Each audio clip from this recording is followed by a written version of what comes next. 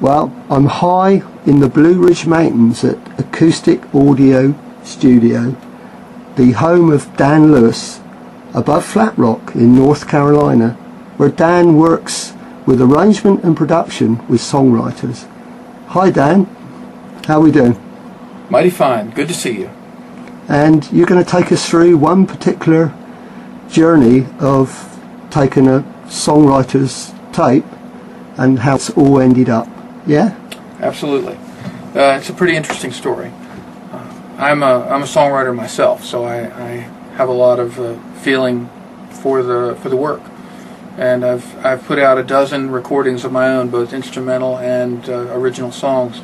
So eventually I worked into trying to help other songwriters get their work in a more completed form, and we do a lot of recording of original songs here, and then also building arrangements to enhance those songs and try to make the message even more powerful.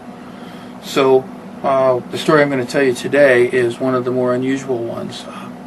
A woman a few months ago brought me some recordings of her husband, who had just recently died, and she wanted them transferred into digital and cleaned up so that she would have something to remember him by. As it turned out, as I transferred the songs and listened to them, I realized that some of the songs were really quite excellent, and I suggested to her that we take it to another level and that we try to do some arrangement and add some instrumentation in order to enhance the songs that much further and, in a way, complete his vision that he originally started with when he wrote the songs. So she liked the idea, and we continued on.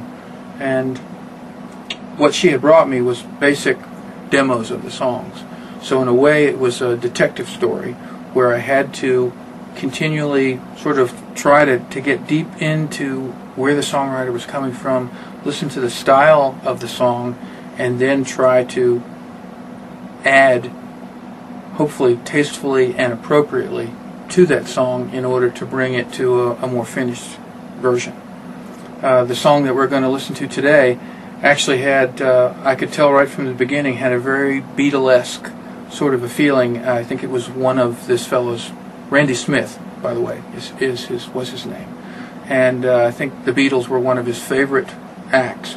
So in this particular song, he went a long way towards crafting the song in that direction. And the tracks that I had to work with initially were rhythm guitar, vocal, and then he had added on a couple of vocal harmonies, which again gave me the clue that he was definitely on the track of the Beatles. And I'm going to play just a little piece of this for you so that you'll have a point of reference. Oh, thank you.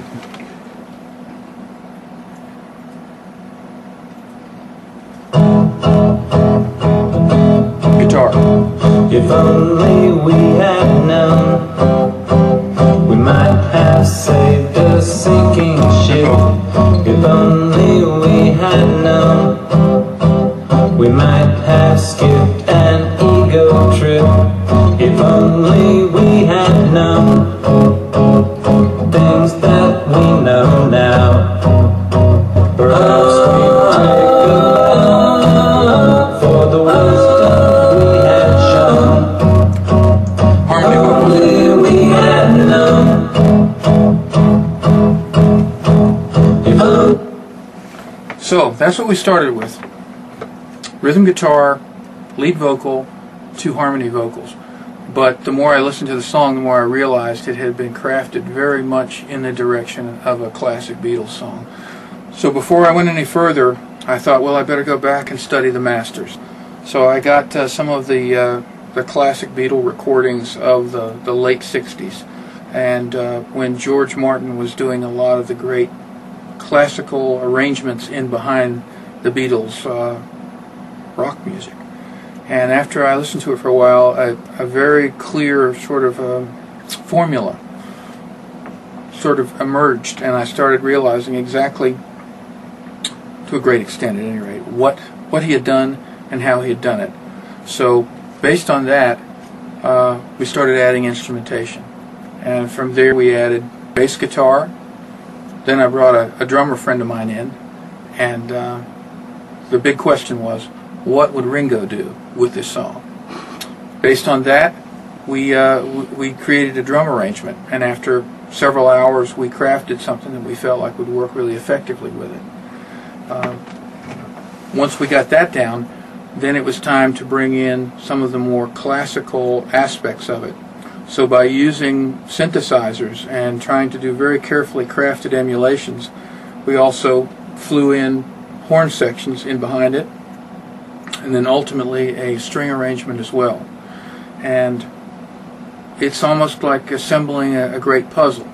But the fascinating thing is that often when you begin, you already have a finished vision of the song in your head, so that you're really just working towards something that you already know, that you're certain of how it's going to be at the end. It's just a question of the steps that it takes to get there.